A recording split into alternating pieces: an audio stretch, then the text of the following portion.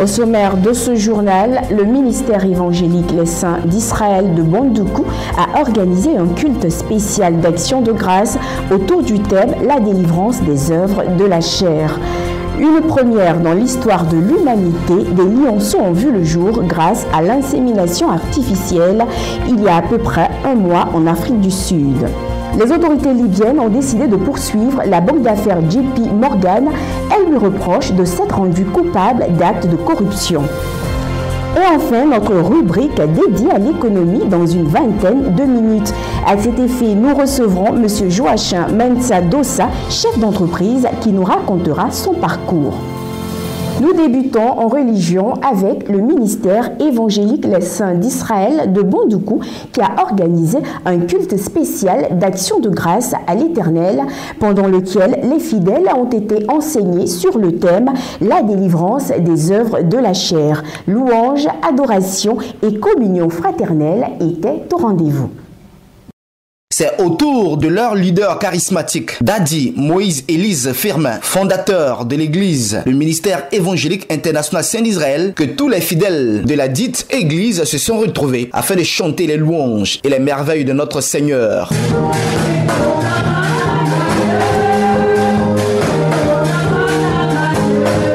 La délivrance des œuvres de la chair, c'est le thème qui a servi de lumière pour cette prêche du dimanche. Le prophète Dadi Moïse Élise Firmin, aidé en cela par le groupe musical, a libéré plusieurs âmes et restauré l'esprit du peuple de Dieu.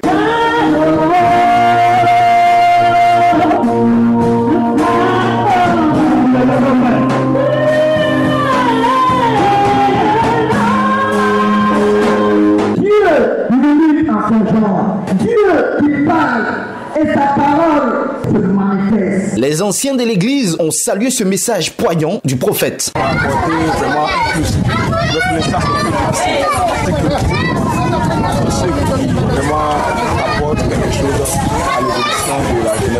Le message, moi ça m'a fait au fait plaisir parce que j'ai découvert encore plusieurs choses, j'ai compris plusieurs choses que vraiment j'aurais dit ignorer avant, mais aujourd'hui je bénis le Seigneur parce que la parole de Dieu m'a éclairé dans certaines voies. Les femmes ne sont pas restées en marge d'un tel événement, elles ont proclamé le nom puissant de notre Seigneur. À travers le message de ce matin, Dieu a opéré des grandes choses. Les gens ont été restaurés à travers ce message. Il faut abandonner les œuvres de la chair et marcher selon la voie de Dieu afin de pouvoir bénéficier du royaume des cieux. Il y a une femme qui n'a pas en paix, qui n'est pas en Jésus. Il faut savoir qu'en ce moment-là, la personne est dans le monde, la personne est liée. Donc, notre but ici, nous les femmes d'ici, nous sommes là pour délivrer les captifs. La délivrance des œuvres de la chair est un thème qui a toute son importance. C'est ce que nous dit le leader emblématique de l'église, le ministère évangélique international Saint d'Israël, le prophète Dadi Moïse Élise Firmin. Malgré que les gens se sont donnés au Seigneur Jésus-Christ et ils font des choses qui sont vraiment en déphasage de la parole de Dieu,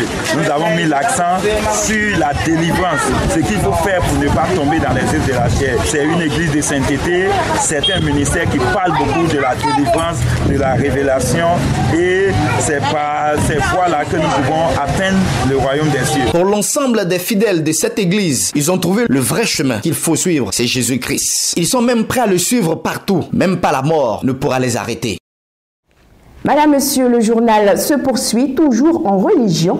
Cette fois, nous parlons de les noces d'or du couple Goulivas qui ont été honorés à l'occasion d'un culte spécial qui s'est tenu à l'église de Réveil international de Cocody Riviera, Bonuma. 2 jours de célébration, 48 heures pendant lesquelles le couple Goulivas a renouvelé l'affection pour l'un à l'autre. Comme pour dire, un amour basé sur Christ ne peut mourir. Dans une ambiance de fête, les 2 époux Goulivas ont tenu à rendre grâce à Dieu pour leurs 50 ans de mariage. Pour la circonstance, les mariés et leur progéniture ont apporté à l'Éternel des présents. Puis, le cap mis sur le lieu de la réception où un accueil chaleureux leur a été réservé par parents, amis et connaissances venus nombreux. En 1964, nous sommes arrivés en Côte d'Ivoire et nous avions été responsables d'installer un centre audiovisuel avec un studio de radio qui travaillait avec Radio Eloise, qui est devenu Fréquence Vie à l'heure actuelle. Et nous cherchions un collaborateur qui ait envie de faire ce métier Et c'est comme ça que Jean Goulivas s'est présenté. Et ça a été notre tout premier collaborateur, qui est donc venu pour travailler dans ce travail de radio.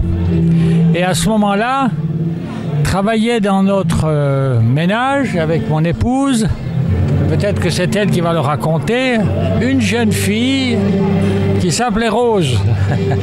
Et c'est ainsi que Jean qui travaillait là, Rose qui était dans la maison, se sont rencontrés. Et nous les avons accompagnés dans ces premiers temps de leur fiançailles et de leur mariage. Les petits-fils et petites-filles Goulivas n'ont pas voulu se mettre en marge de la célébration de ce cinquantenaire. À travers des poèmes et des chants, ces tout petits ont célébré leur pépé et mémé en signe de reconnaissance et d'amour. L'Éternel est un refuge pour l'opprimé, un refuge au temps de la détresse. Pépé et mémé Goulivas, tout comme David qui a écrit le psaume pour remercier Dieu de l'avoir gardé. Nous voulons aussi dire merci à Dieu de vous avoir gardé durant ces 50 ans de mariage. Car 50 ans de mariage n'est pas donné à tout le monde. Que Dieu vous bénisse. Pour sa part, Jean Goulivas a dit sa reconnaissance au Seigneur qui a rendu possible la célébration de ces noces d'or. C'est une grâce parce que même si on ne fait pas par là pour nous diviser, la mort aussi pourrait nous diviser. Mais si nous sommes en vie, c'est grâce à Dieu. Donc j'accorde ces 50 ans à Dieu. C'est une grâce. À sa suite, son épouse Rose Goulivas a donné quelques conseils à ceux qui aspirent au mariage. Je demande aux jeunes, que ce soit des jeunes gens comme des jeunes filles, de chercher la volonté de Dieu. Il ne suffit pas de se lancer dans le foyer sans savoir l'issue. Plusieurs s'engagent sans réfléchir. Mais quand on s'engage, c'est un voyage de non-retour. Et je les encourage à chercher la face de Dieu et à s'engager avec Dieu dans les liens de mariage et de s'appuyer sur la parole de Dieu et sur la prière. Ne dit-on pas qu'une vie sans amour est une vie sans soleil? Direction Prix Congo, un village situé dans la sous-préfecture de Toupa, dans la région des Grands Ponts. Cette localité était en effervescence avec la croisade d'évangélisation de l'Église, la mission mondiale du Christ qui y était organisée. Le nom de Jésus a été élevé autour d'un thème, le nom au-dessus de tout nom. Reportage. Grande joie dans la localité de Prix Congo, dans la sous-préfecture de Toupa, à 5 km de Hira et à 40 km de Dabou. L'Église, la mission mondiale du Christ présente dans la zone, a organisé une croisade d'évangélisation qui a duré du 31 août au 2 septembre dernier et qui avait pour thème Jésus, le nom au-dessus de tout nom. Cette croisade s'est achevée par un culte d'action de grâce. Le leader de cette église locale, le prophète David Thiewé, pour la circonstance, a exhorté le peuple à être imitateur du personnage biblique qu'est le roi David. David dit, moi, je ne peux pas aller adorer sans avoir quelque chose qui me coûte cher. David a compris une chose. Il dit, la position royale que j'occupe là, c'est une décision céleste. Dieu ne m'a même pas consulté. Il n'a pas consulté mon père. Il n'a pas consulté quelqu'un. Mais il a vu lui Dieu son intérêt. Et il est allé me choisir. Tant que vous n'aurez pas compris cela, vous vous présenterez dans la main du Seigneur, dans la maison du Seigneur, les mains vides. Vous serez tous en train de dire, afin de Dieu on parle trop d'argent, afin de Dieu c'est ceci. Non. Le peuple obéissant a fait des dons et s'est approprié les objets consacrés. Ce programme a été l'occasion pour le prophète chantre de présenter son album Jésus l'absolu.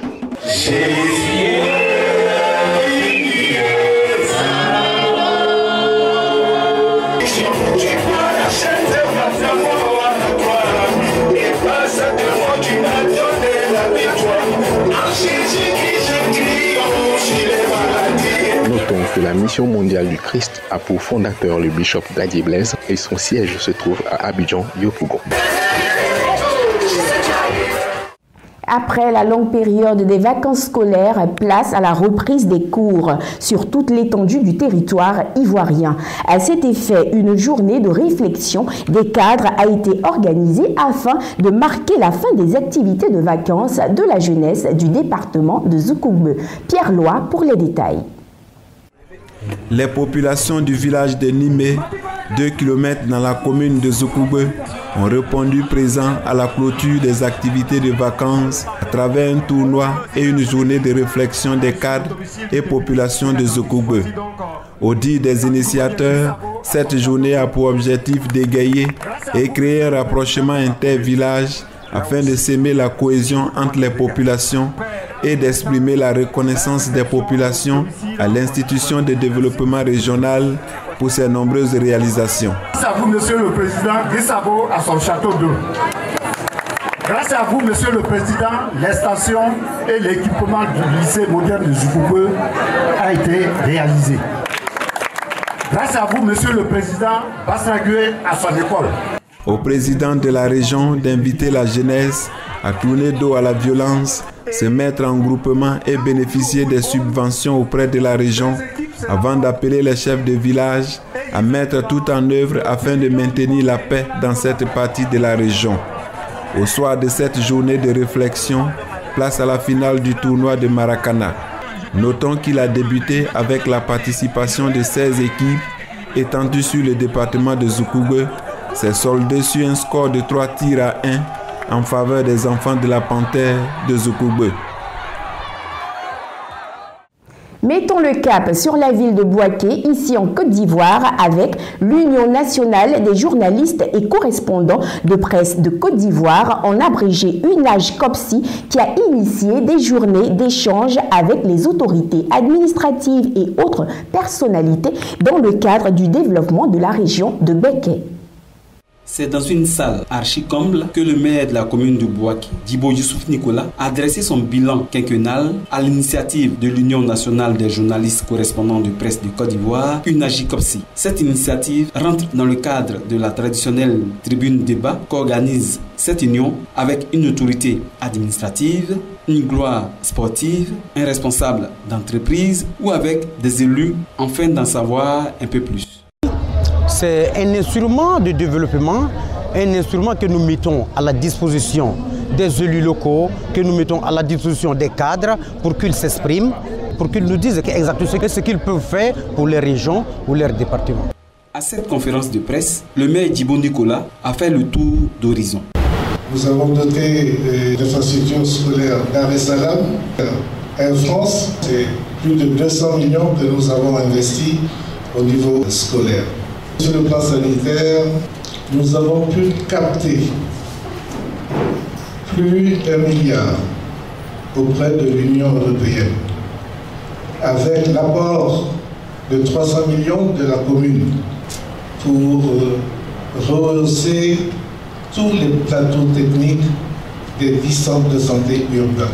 Pour sa seconde tribune débat, l'UNAJ-COPSI a fait de Bouaké à moins de 24 heures la capitale de la presse de Côte d'Ivoire par la présence très remarquable de l'intersyndicale du secteur des médias de Côte d'Ivoire et de l'Union nationale des journalistes de Côte d'Ivoire, l'UNJCI. Je vous remercie très sincèrement parce que il n'est pas donné aux élus, aux hommes politiques, c'est ce qui nous a dit de le constater, d'accepter de marcher avec l'association des journalistes, surtout que celle-ci n'a qu'une seule année d'existence. Les correspondants de presse ne sont pas la 5e roue, comme parfois on veut le faire entendre. Les correspondants de presse sont les relais au quotidien de tout ce qui se passe dans le pays profond. L'Union nationale des journalistes correspondants de presse de Côte d'Ivoire, créée le 17 septembre 2017, a organisé 3 grands séminaires, notamment avec l'ambassade des États-Unis, le ministère des Affaires étrangères de Côte d'Ivoire, en partenariat avec le ICR sur la patrie et avec l'Union nationale des journalistes de Côte d'Ivoire, dont le thème a porté sur comment écrire en période électorale. Après 5 années d'exercice, le maire de la commune de Bouaké, Djibo Youssouf Nicolas, reconnaît avoir fait assez, mais beaucoup reste encore à faire. Aujourd'hui, jeudi 20 septembre 2018, comme tous les 20 septembre de chaque année, le monde célèbre la journée mondiale du logiciel libre, également connue en anglais sous l'appellation Software Freedom Day. La journée du logiciel libre est une manifestation mondiale annuelle instaurée depuis l'année 2004 dans le but d'initier le public au logiciel libre à l'échelle mondiale, de par son utilisation personnelle dans l'éducation, l'économie ou même par les gouvernements. D'origine anglo-saxonne, la journée mondiale du logiciel libre est célébrée dans de nombreux pays à travers le monde. L'objectif de cette journée est de sensibiliser le grand public aux bénéfices qu'il peut tirer de l'utilisation de logiciels libres de qualité dans les domaines de l'éducation, au bureau, à la maison et même dans les instances gouvernementales. Transformer les bouteilles usagées en objets d'art. Voilà la mission que se sont assignées 3 femmes égyptiennes. À partir de bouteilles en verre recyclées, elles parviennent à produire des objets d'art à usage domestique. Regardez. En Égypte, 3 femmes utilisent leur talent pour produire des œuvres d'art à partir de bouteilles en verre recyclées, ajoutant ainsi une touche raffinée aux accessoires de maison et encourageant les initiatives de recyclage. Elles utilisent principalement les bouteilles de vin et de bière vides, ce qui en fait une des plus importantes initiatives visant à réduire la quantité de verres et de bouteilles inutilisées dans les rues, mais également à sensibiliser les consommateurs aux produits recyclés. Je prends ces bouteilles et les utilise. Je trouve un moyen de faire en sorte que ces bouteilles soient utilisées en permanence. Pas seulement une décoration, un lustre ou un vase par exemple. Ce que je fais, c'est de trouver un moyen d'utiliser cette bouteille comme ustensile de table par exemple. Asma Kamal et ses associés Sarah Mohamed et Ajar Assem commencent leur conception de produits en polissant les bouteilles, en les fondant dans un moule avant de les laisser refroidir. Le produit final est un accessoire durable pouvant être utilisé comme vase ou objet de décoration domestique. Nous voulons que notre entreprise se développe et nous voulons que les gens nous connaissent. Nous voulons que les gens sachent que le recyclage est une bonne chose et que nous utilisons de petites choses pour créer de grandes. Les objets inutiles ont maintenant des usages décoratifs. Nous voulons que les gens connaissent nos produits et nous voulons que notre marque se développe sur le marché.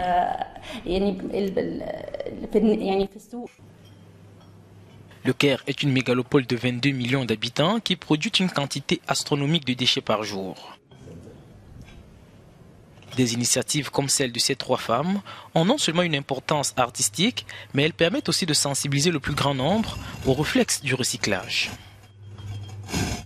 Les autorités libyennes ont décidé de poursuivre la banque d'affaires JP Morgan, à qui elles reprochent de s'être rendue coupable d'actes de corruption en versant des pots de vin pour obtenir un marché.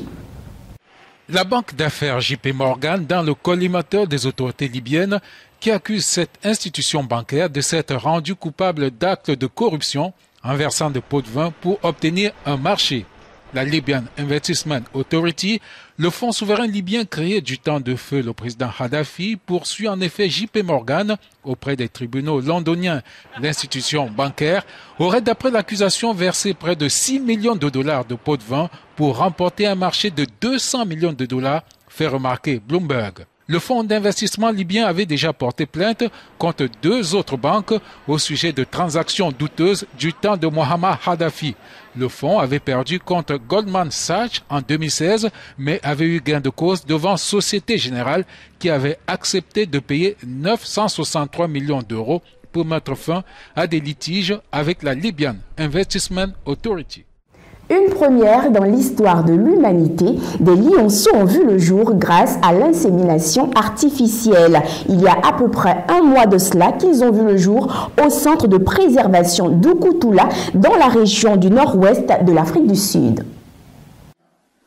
Les efforts de préservation des lions pourraient avoir trouvé un allié de poids. Pour la première fois dans le monde, des lionceaux ont vu le jour grâce à l'insémination artificielle.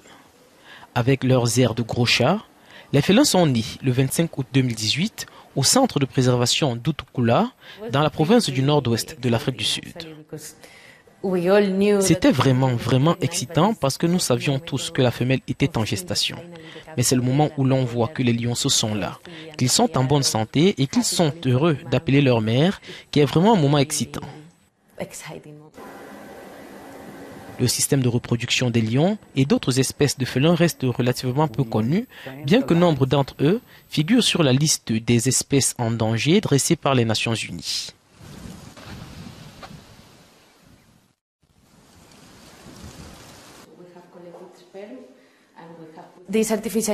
L'insémination artificielle a été faite avec du sperme frais. Le but principal de ce projet est d'essayer de trouver des protocoles pour l'insémination artificielle dans les cas où nous pouvons en fait utiliser le sperme frigorifié parce que cela nous donnera les clés pour aider ces espèces dans le futur si leur nombre venait à diminuer.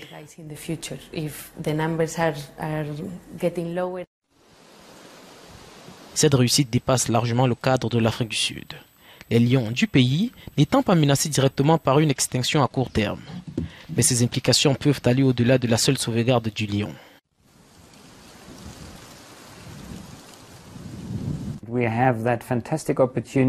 Nous avons l'opportunité fantastique que la population des lions en Afrique du Sud ou en Afrique australe est saine.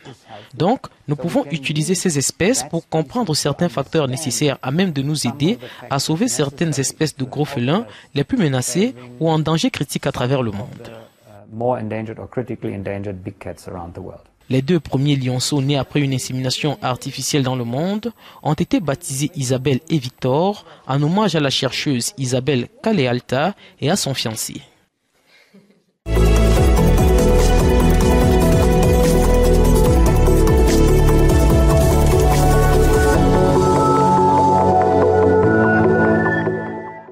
À présent, place à notre rubrique du jeudi, la rubrique économie avec M. Joachim Dossa Mensa. Bienvenue encore une fois sur ce plateau. Merci Mme Kofi. Vous êtes chef d'entreprise à Abidjan, mais avant d'arriver à là, vous avez fait du chemin un long parcours semé d'embûches. Pouvez-vous nous retracer votre parcours? Pas de problème, le parcours est très long, mais on va essayer de scinder. Parce que pour devenir chef d'entreprise, il n'y a pas de miracle. Hein. Tout d'abord, avoir la volonté. Tout d'abord, j'étais venu à Abidjan dans les années 76. Il y a eu une formation de l'entrepreneuriat, électricité et froid au Togo. Je suis arrivé, ce n'a pas été facile, ce n'est pas une porte à côté. Donc, j'ai essayé de faire d'abord le looming, travailler chez les gens. Ce n'est pas forcément le métier qui t'a appris, que si ça ne va pas, tu peux te débrouiller. Bon, j'ai fait le parcours, ça n'a pas été facile, débrouiller ici, aller même être un petit boy chez les Européens dans les sociétés. Et puis, à ce temps, je dormais chez mon grand frère, écoute, je dormais au salon, hein, moi. Mais aujourd'hui, je remercie mon Dieu que ce parcours, au moins, ça a porté fruit. Et donc aujourd'hui, vous êtes fier d'être un modèle pour beaucoup de jeunes qui nous regardent aujourd'hui. Pourquoi le choix de ce domaine d'activité? Je précise que votre entreprise s'occupe d'électricité et de froid. Exactement, je m'occupe de l'électricité, de froid et bâtiment général. Mais tout d'abord, c'est la volonté, parce que c'est ce que j'ai appris. OK? Puis arriver là où je suis aujourd'hui, de 1980 à aujourd'hui 2018, j'ai formé au moins 18 jeunes, pardon, 67 jeunes qui sont aujourd'hui dans la vie active. Donc j'ai participé à ma manière aussi l'économie du pays. Tout à fait. Voilà. Est-ce que pour débuter, vous avez eu besoin de beaucoup d'argent? Parce qu'on le sait bien, beaucoup de jeunes ont peur de se lancer dans l'entrepreneuriat parce qu'ils évoquent le problème de manque d'investissement. Pour apprendre un métier, il faut aimer d'abord le métier. Parce qu'aujourd'hui, les jeunes, ils n'ont pas appris le métier, ils veulent en même temps exercer, faire un truc. On n'a pas besoin de beaucoup d'argent pour... À mon égard, je n'ai pas besoin d'argent. Il faut aimer d'abord le métier et puis aller doucement. Tu n'as pas besoin d'argent pour faire ce métier. Pour rentrer dans la vie active, il faut commencer... Moi, j'ai commencé de rien du tout. Aujourd'hui, je ne suis pas dit ce que je veux, mais je prends mes dispositions, ça va pour ma famille. D'accord. À vos débuts, vous aviez certainement un nombre réduit d'employés. À ce jour, combien de personnes exactement travaillent sous vous? Oh, j'ai commencé avec 2 ou 3 personnes. Hein. Moi, je suis dans le métier. Et puis au fur et à mesure, je forme en même temps les jeunes. Je suis formateur, je forme en même temps les jeunes. Il y a des gens qui sont ouvriers, qui sont déjà appris leur métier avant de venir chez moi. Il y a des gens qui veulent apprendre. C'est ça que j'ai dit tout à l'heure, que j'ai formé aujourd'hui. J'ai formé 76 jeunes qui sont dans la vie active. Il y a d'autres que j'ai maintenus même chez moi, qui travaillent en même temps, ils sont en même temps chez moi. Quelles sont les difficultés que vous avez rencontrées? Parce qu'on le sait, se lancer dans l'entrepreneuriat avec de maigres moyens et tenir jusqu'à aujourd'hui, ce n'est pas chose aisée. Les difficultés sont énormes. Hein? Parce que dans l'entrepreneuriat, il y a des hauts et des bas. Tout à fait. Okay? Il suffit d'avoir un bon gérant. Il faut avoir ce charisme que tu as des gens avec qui tu travailles. Si ça marche, il faut que tu les fasses savoir. Tout à fait. Si ça ne va pas aussi, il faut les faire savoir. Donc voilà un peu. Sinon, les difficultés, encore, dans le temps qu'on est dans ce temps, c'est encore plus grave. Okay? Il faut répondre aux appels d'offres. Des fois, tu réponds, tu dépenses, mais tu n'arrives pas à avoir. Donc, je pense qu'aujourd'hui, on demande vraiment à l'État d'aider vraiment les PME pour se développer. S'il y a quelqu'un qui se débrouille, qui n'a pas eu de crédit quelque part, et on voit qu'il s'en sort, et c'est qu'il faut que l'État vraiment aide les PME pour qu'on puisse en sortir. Et comme vous le dites, hein, c'est un appel que vous lancez aux autorités parce que on le sait bien, hein, souvent vous pouvez ne pas faire de bénéfices, mais vous êtes obligé de payer ceux qui travaillent pour vous. Exactement. Et ça, c'est un problème que rencontrent beaucoup de chefs d'entreprise. Ça, je ne vous dis pas, hein, parce que moi dans mon organisation, mes ouvriers sont les prioritaires. Des fois, même chez moi à la maison, c'est dur, mais il faut faire face aux ouvriers. Parce que si aujourd'hui, on t'appelle DG, sans les ouvriers, tu n'es pas DG. Tout à fait. Donc, le peu que tu dois les donner aussi compte sur vous pour aller nourrir les familles. Donc, les difficultés, c'est énorme. Donc, ce que moi, je demande aujourd'hui, je demande les autorités d'aider les PME. Hein? Il faut avoir des subventions. Nous, on forme les gens qui sont déjà formés, on les envoie, mais on n'a pas de subventions. Donc je demande pour aujourd'hui tout le monde d'aider les PME pour que les PME soient développés pour éviter un peu le chômage. Monsieur Dossa Mensa Joachim, vous êtes chef d'entreprise, mais également chrétien pratiquant. Comment est-ce que votre foi vous a-t-elle aidé à réussir dans ce domaine? Oui, la foi m'a vraiment aidé. Si tu ne penses vraiment la foi, tu peux gagner de l'argent. Tu ne penses pas, il faut penser la foi d'abord que tu gagnes de l'argent. Il faut savoir que les gens qui sont en face de toi, ils ont besoin de toi pour vivre. Okay? Donc c'est par cette foi qu'il faut vraiment penser aux autres. Si ça rentre, il faut le faire savoir. Si ça ne marche pas aussi, il faut le faire savoir. Donc ça, je remercie mon Dieu. Très bien. Quel conseil, pour finir, vous pouvez donner à toute cette jeunesse de Côte d'Ivoire et d'Afrique qui nous regarde? Les conseils sont très simples.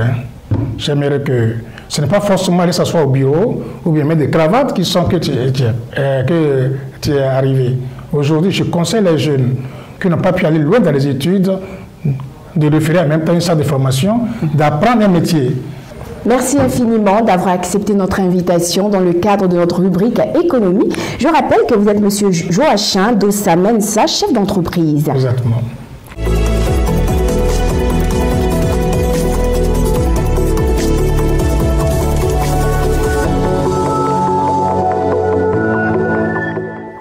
Toute chose concourt au bien de ceux qui aiment Dieu. Merci d'avoir été fidèle à cette édition du journal préparée par l'ensemble de la rédaction. Nous vous disons à très bientôt sur The Blessing Channel.